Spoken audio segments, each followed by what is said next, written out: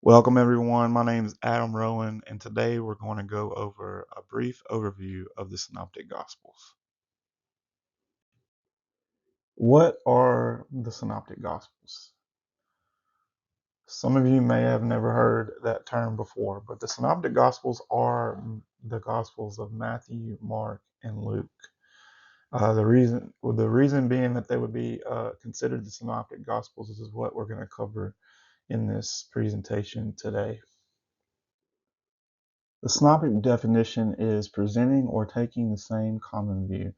And that's one of the reasons we would refer to these first three gospels as the synoptic gospels, because the information that they're gathering is coming from a lot of the same sources. The references that they have would be a lot of the same references.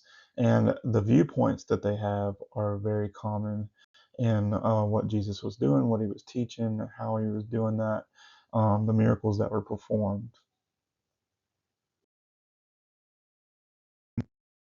All right, let's talk about the timeline, about which gospel was written first and about when they were written. So, first we have Mark coming in.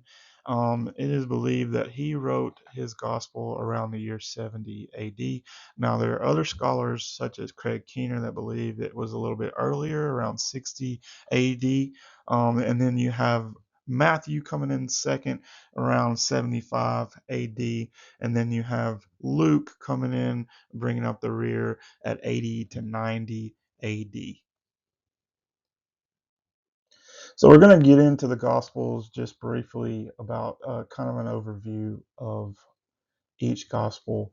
First, you have the Gospel of Mark, which, as we've discussed before, it was written first.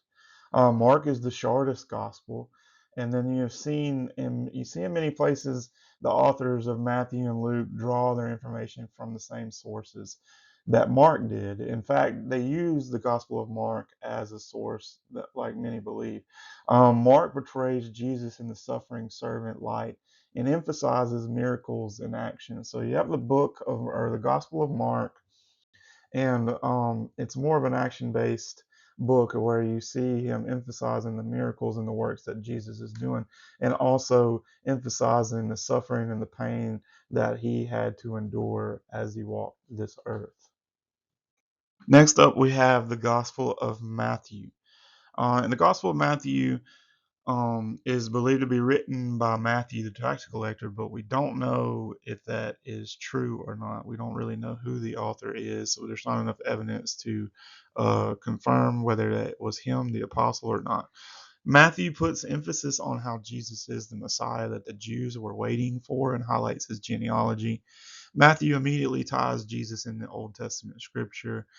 We see the Gospel of Matthew really focus on the teachings of Jesus, such as parables, and the author sourced Mark for their gospel, but also had some unique sources. One was referred to as the document Q or Quill.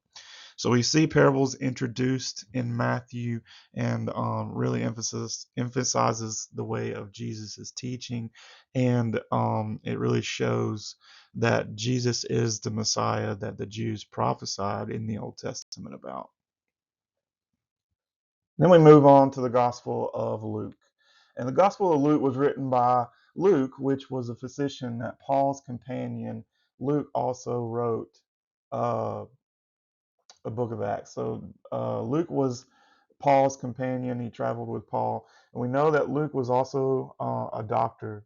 And Luke emphasizes that Jesus has come for everyone and not just the Jews. So we start to incorporate the Gentiles and everyone else, uh, besides the Israelites and the Jewish people.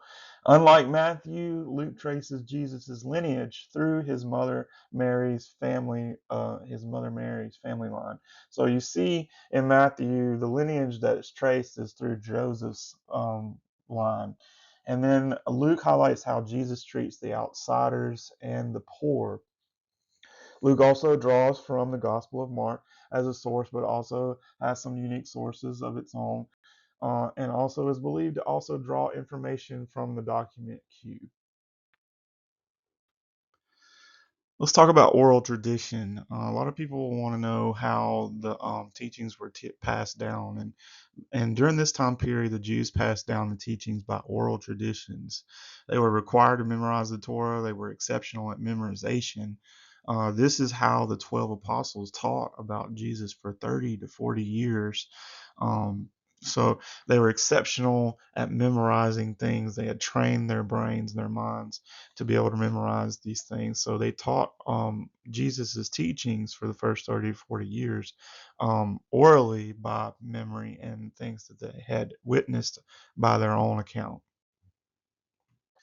In conclusion, I would say that the similarities in each of these gospels are pretty overwhelming, but each one adds a bit of a different point of view on the life of Jesus. Many say that they contradict one another, but I would argue that they would complement each other. I appreciate you taking the time to listen to this presentation, and I hope you have a great day.